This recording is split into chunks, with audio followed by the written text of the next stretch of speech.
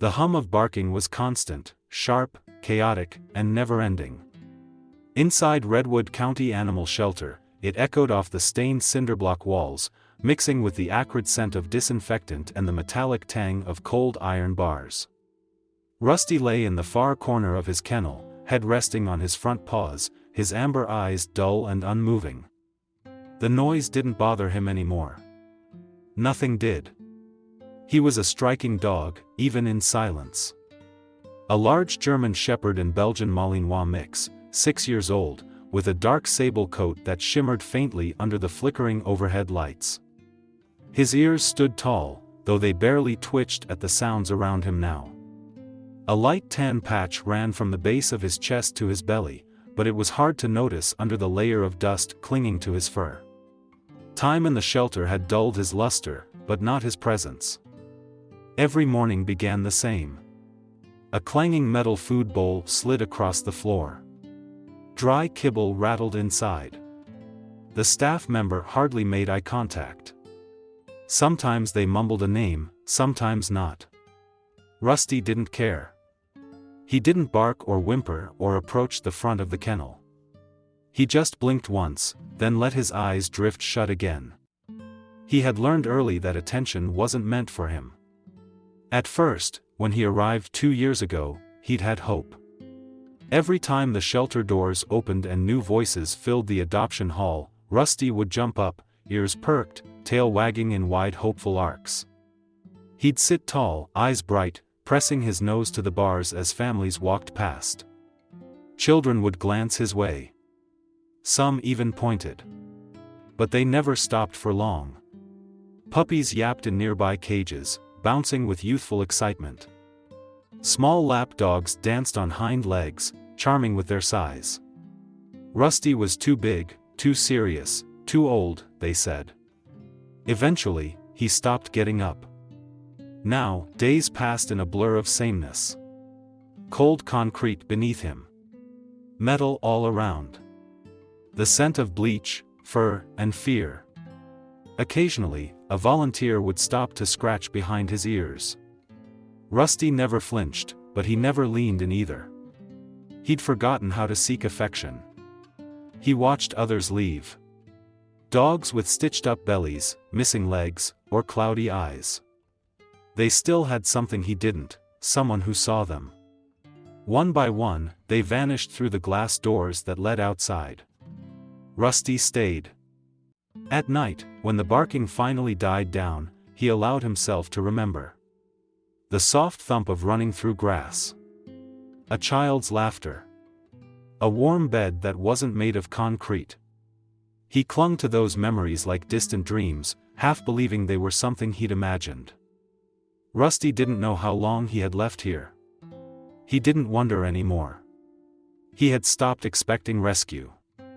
He had become the dog no one noticed. The quiet shadow in kennel number 14. Waiting. The nights were the worst. When the barking faded and the lights dimmed, silence took over, thick, heavy, almost cruel. It was in that silence that the memories came. Rusty didn't summon them. They arrived uninvited, like whispers from another life. There had been a boy once. A small human with untidy brown hair and a voice that squeaked when he laughed. Rusty had known him from the very beginning. They had grown together, Rusty from a floppy-eared puppy with oversized paws, and the boy from toddler to child. Their bond had been immediate and unshakable. Rusty remembered the backyard most clearly. It wasn't large, but it felt endless back then. There was a tire swing hanging from an old oak tree, and every evening, the boy would race Rusty across the lawn. He always lost, on purpose, falling into the grass with a dramatic groan so Rusty could tackle him and lick his face until he squealed with joy. At night, Rusty had a place at the foot of the boy's bed. Sometimes, during storms, the boy would pull the covers back and let Rusty climb in beside him. Those nights were warm and safe, filled with the rhythm of steady breathing and trust. Then came the shouting. Rusty didn't understand words like divorce or custody, but he felt the tension rising like a storm in the walls. The boy cried more. Doors slammed often. One day, boxes appeared. Rusty paced nervously as the boy's mother carried his things into the car. The boy hugged Rusty so tightly that day. He'd whispered something into his fur, but Rusty only caught the sadness in his voice. After that, the house was quieter. The father still fed him, but something had changed. Walks became infrequent. The backyard turned overgrown. Rusty would wait by the window for hours, watching the driveway, hoping for the return of his boy. It never happened. Then, one morning, a leash. A car ride. Rusty had wagged his tail. Was he going to see the boy again? The ride was short. The building they stopped at didn't smell like home. The man said nothing. Just handed over the leash and signed a clipboard. The door shut behind him. And that was it. Rusty stayed at the front of his kennel that whole first week, tail wagging at every visitor. Surely someone was coming back for him. Surely it had been a mistake. But no one came. As time passed, the memory faded. Not the boy, never the boy, but the sounds, the scents, the feeling of being wanted. Those had begun to blur like fog on glass. Rusty no longer imagined the sound of footsteps approaching with joy. He didn't perk up at laughter or wag when a hand reached for the latch. That life was behind him now. And deep down, Rusty believed it was never coming back. The bell above the door gave a dull chime as Elliot Monroe stepped into the front lobby of the Redwood County Animal Shelter. The air was thick with the unmistakable scent of bleach and damp fur, and the chorus of barking hit him like a wave. He paused, taking a slow breath before adjusting the collar of his flannel shirt and stepping further inside. Behind him, Maddie, Carter followed, her auburn hair pulled back in a loose braid. She glanced around with soft, searching eyes, her hands tucked into the pockets of her cardigan. "Smells exactly like I expected," she murmured with a half-smile. "Not the coziest place," Elliot replied, voice low, as they approached the front desk. They hadn't come with a plan. Not really. Maddie had been talking about adopting for weeks. Elliot had nodded, said things like, "maybe soon," or "we'll see."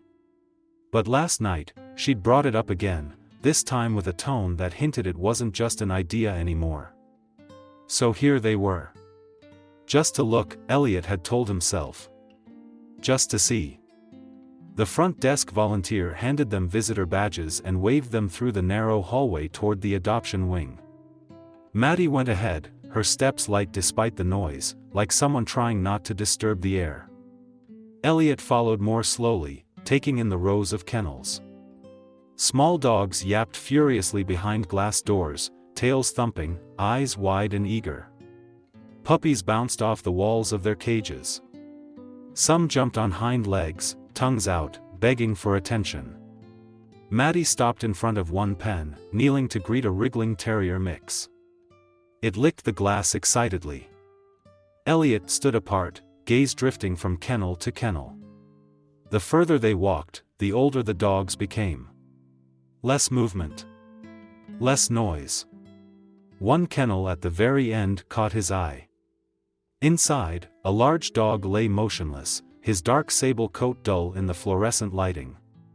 His head rested on his paws, ears alert but unmoving. His body was lean, not quite underfed, but worn. The dog didn't bark. Didn't twitch. Just stared straight ahead as if staring through the walls. Elliot found himself stopping.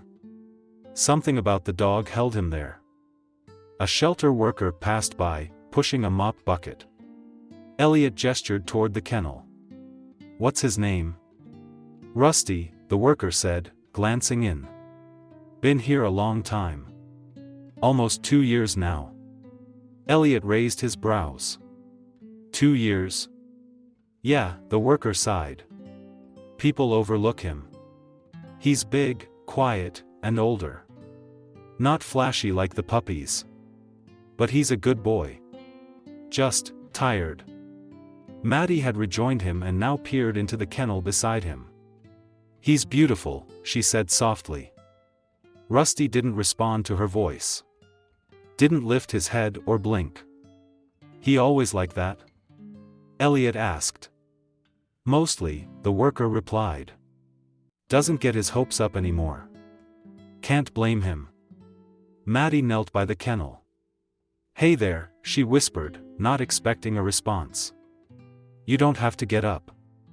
I see you." Elliot looked at her, then at the dog again. Rusty's amber eyes didn't shift, but Elliot noticed something, just a faint twitch of the ear. Subtle. Barely noticeable. But real. "Can we meet him?" Elliot asked. The worker looked surprised. "Of course. I'll get a leash." Maddie smiled as she stood. "What are you thinking?" "I don't know," Elliot said. "Just something about him."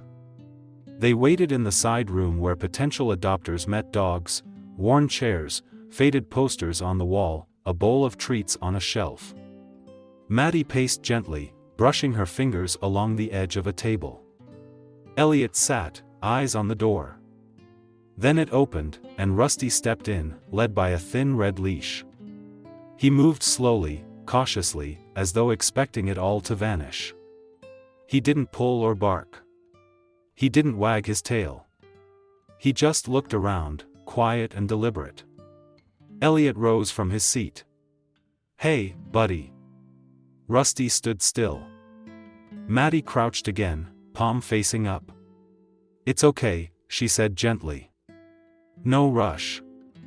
Rusty's nose twitched once. Then, slowly, he stepped forward. Just a few inches. Not enough to reach her hand, but enough to be noticed. The worker's eyes widened slightly.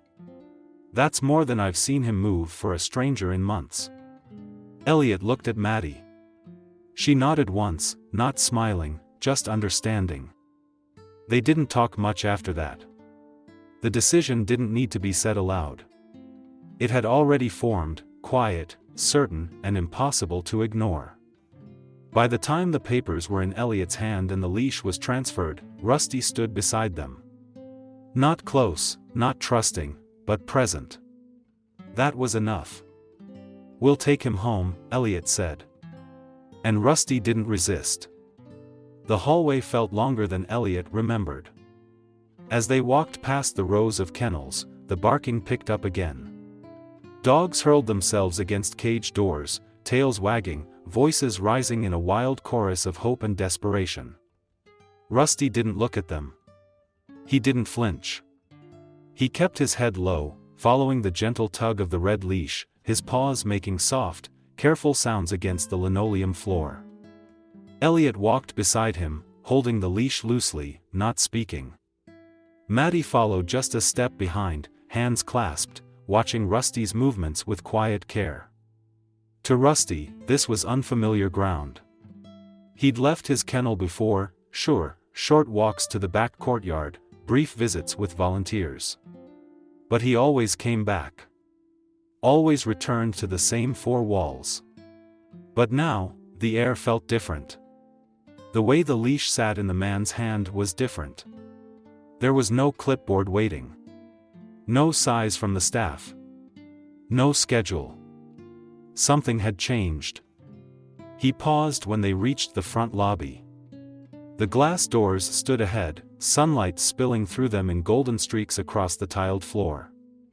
Rusty blinked at the brightness.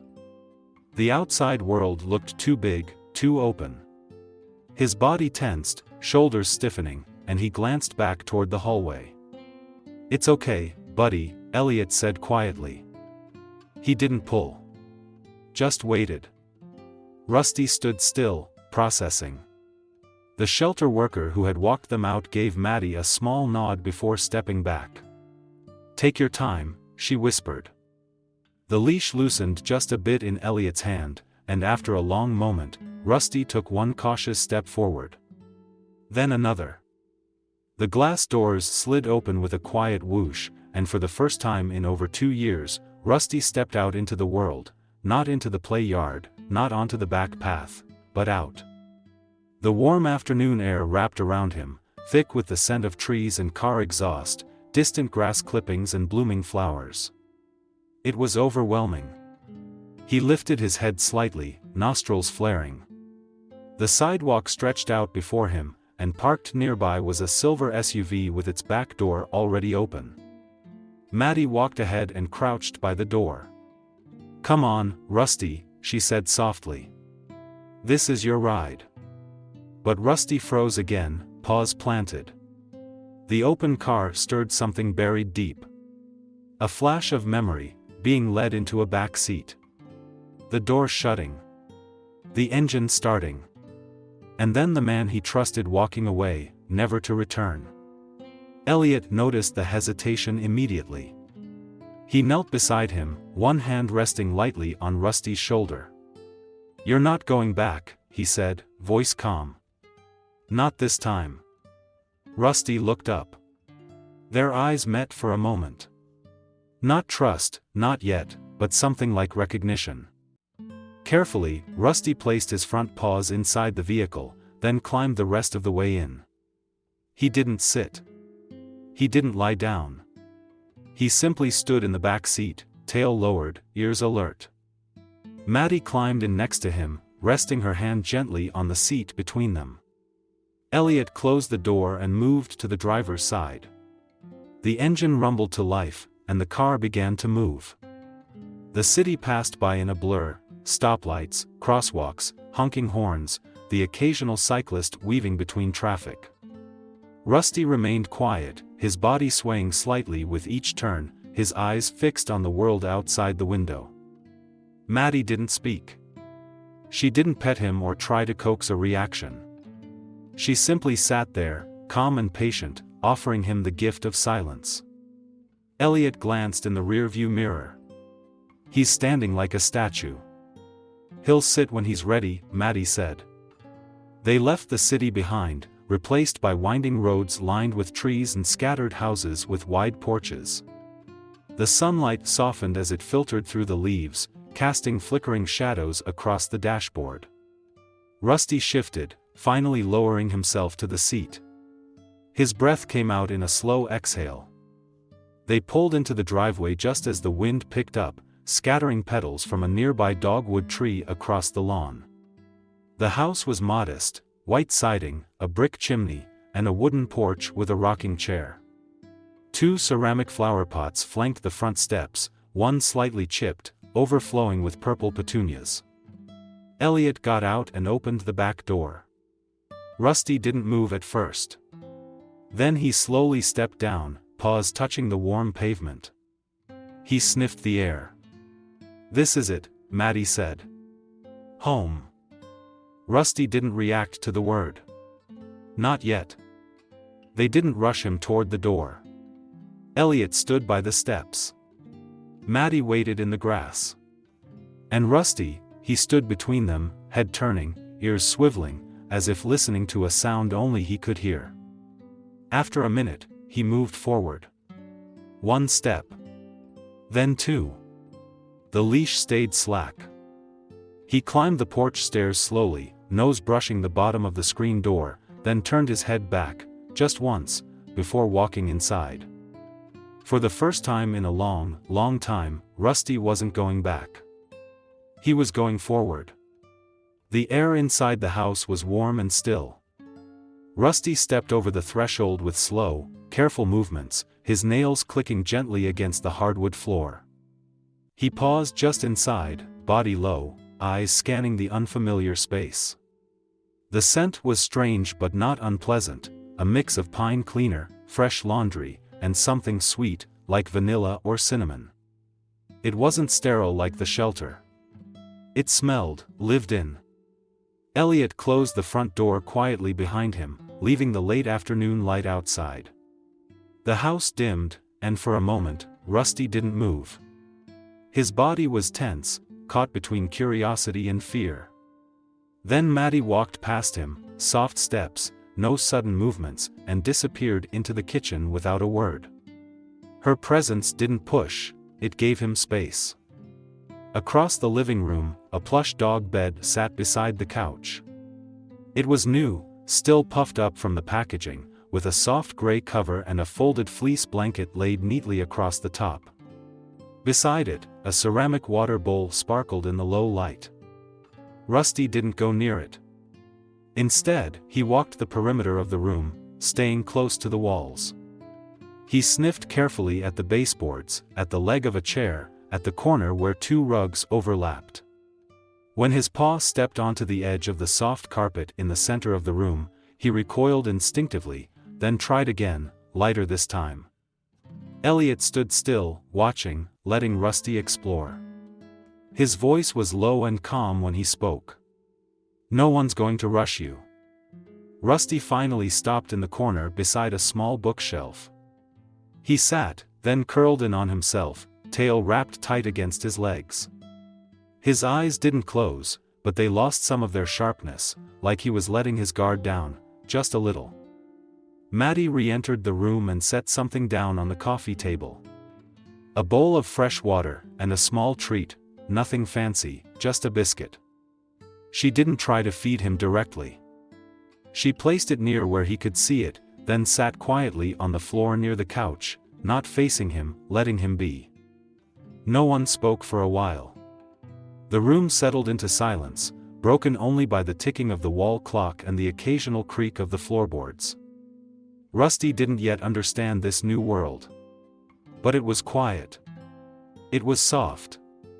And for now, that was enough. The first few days passed like shadows drifting across a quiet field, slow, soft, and uncertain.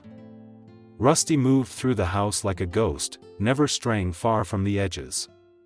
He rarely crossed the center of a room, always keeping his back to a wall. Every time a floorboard creaked or a drawer opened, his ears would flick and his eyes would dart to the sound, alert and ready, but he never barked. He didn't make a sound at all. At night, he refused the dog bed. Instead, he settled on the hardwood beside the entryway, curled tightly, eyes always half open. Maddie had tried once to coax him toward the bed, crouching beside it, patting the cushion. "It's yours, Rusty," she'd said with a hopeful smile. But Rusty had stayed put, unmoving. She didn't try again. He ate only when no one was watching. Elliot and Maddie learned quickly to fill his bowl and leave the room. A few minutes later, the soft sound of crunching would drift out from the kitchen. If they returned too soon, he would stop eating and back away, waiting for them to disappear again before continuing. Maddie found him one morning pressed into the space between the couch and the wall, as still as stone. He didn't seem afraid, just hidden.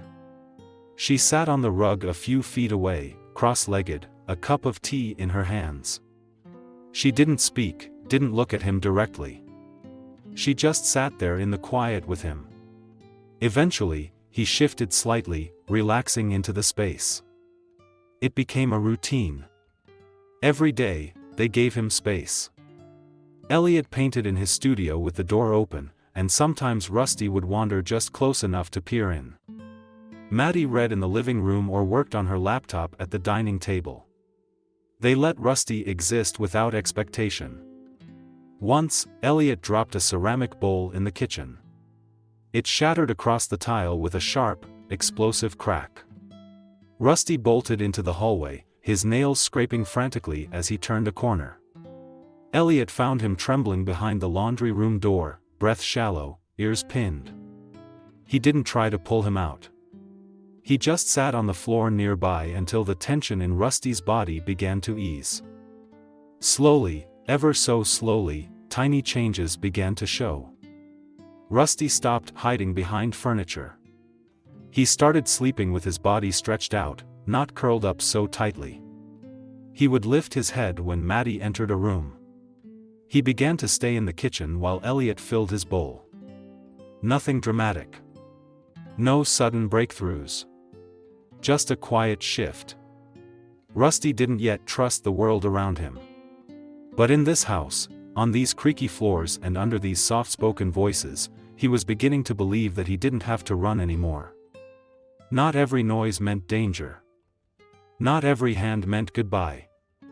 And maybe, just maybe, this wasn't temporary. It happened on a Tuesday evening. The sky outside was dim, clouds hanging low over the neighborhood. A light drizzle tapped against the windows, and the living room was filled with the soft hum of the television. Maddie sat curled up on the couch beneath a knitted gray blanket, a book open but forgotten on her lap.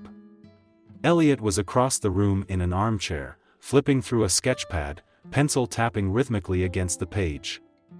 Rusty lay in his usual spot, not too close, not too far, on the rug between the couch and the wall. He hadn't moved much that day. His head rested between his front paws, eyes open but heavy-lidded, as if he were listening to something deep inside himself. Maddie glanced down and noticed something. His paws had shifted, just slightly, closer to the couch. She didn't say a word. Didn't even move. But she set her book aside slowly, resting her hand on her knee, palm up and still. The minutes ticked by. Then he moved again. Just an inch. A soft drag of his body forward until the top of his head nearly touched the side of the couch. Maddie let out a quiet breath. Elliot noticed too, his pencil pausing mid-sketch. Rusty lifted his head and looked at Maddie.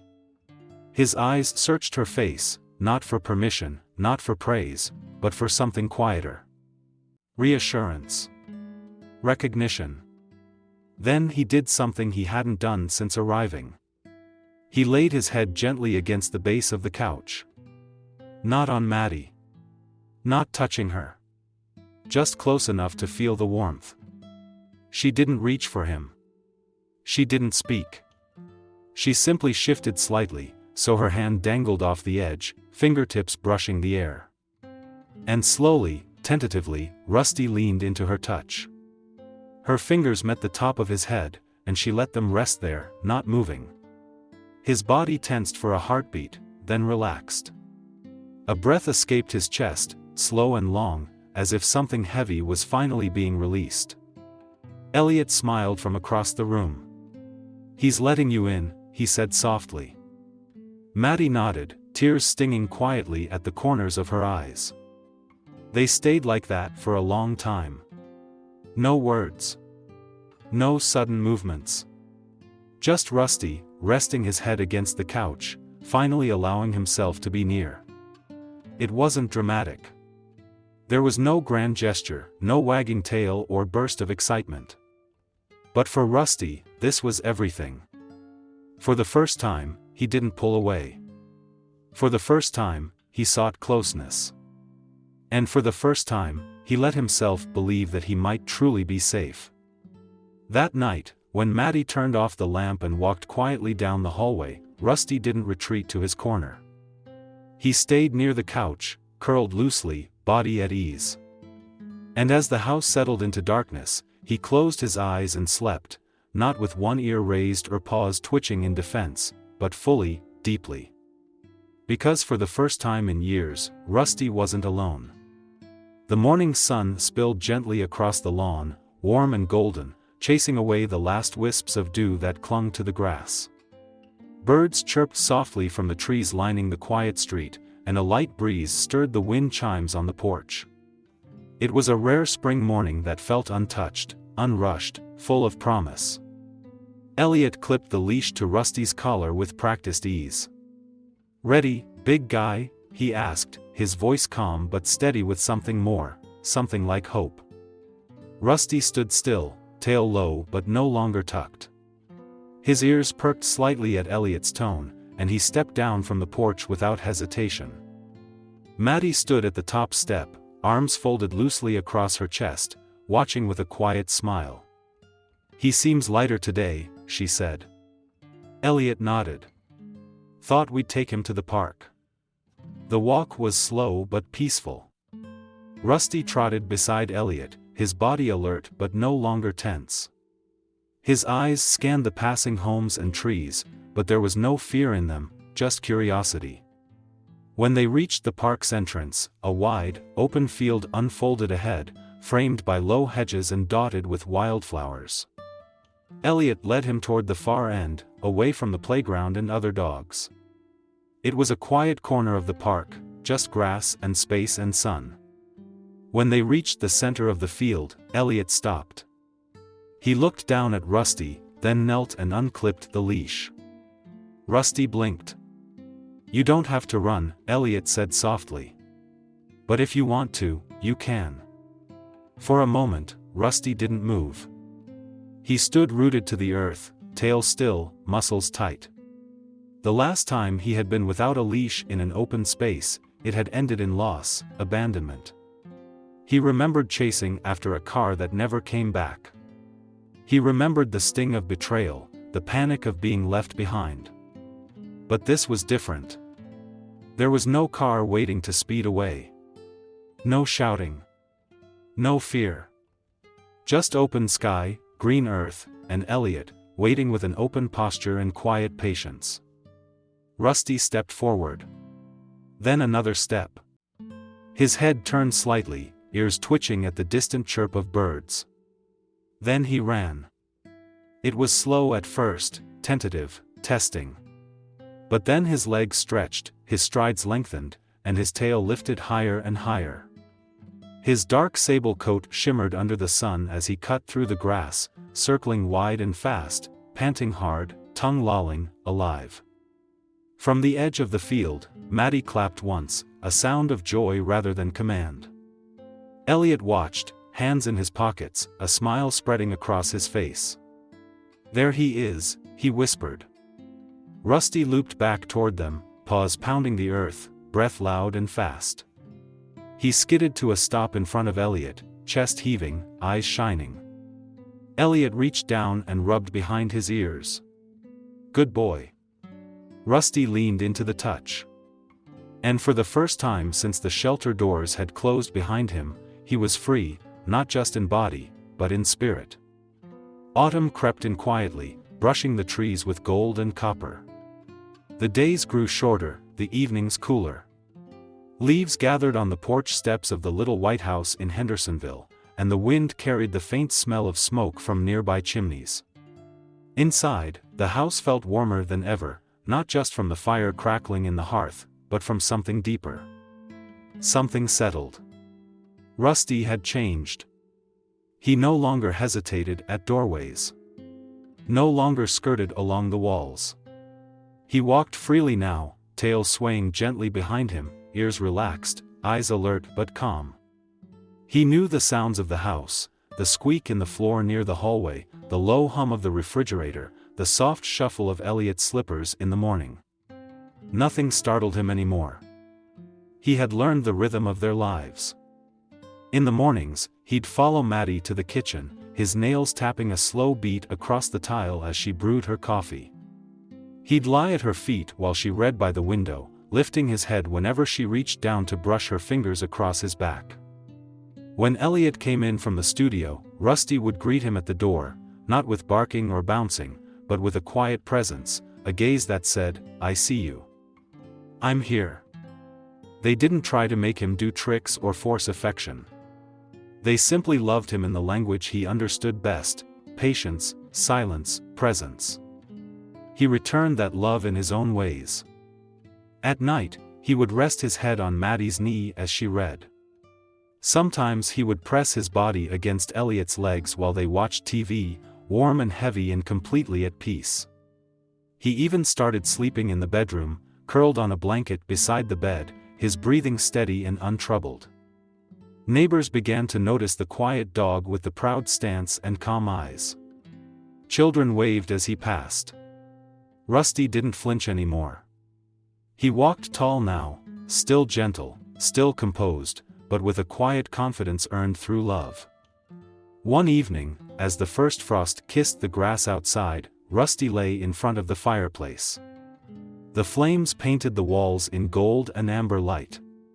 Maddie sat nearby with a book, blanket draped over her shoulders. Elliot dozed in his armchair, one hand resting on Rusty's back. The room was still, full of the kind of silence that feels whole. Maddie glanced down at Rusty, her voice a soft murmur. "Can you believe he's the same dog?" Elliot smiled without opening his eyes. He just needed someone to see him. Rusty exhaled deeply, his body stretching out fully, completely unguarded. His eyes fluttered closed, and in the peace of that moment, there were no memories of metal bars or cold floors. No waiting. No fear. Only warmth. Only home. And for the first time in his life, Rusty wasn't surviving. He was living. Rusty's journey is more than just the tale of a rescued dog, it's a reflection of how love, patience, and quiet understanding can heal even the deepest wounds.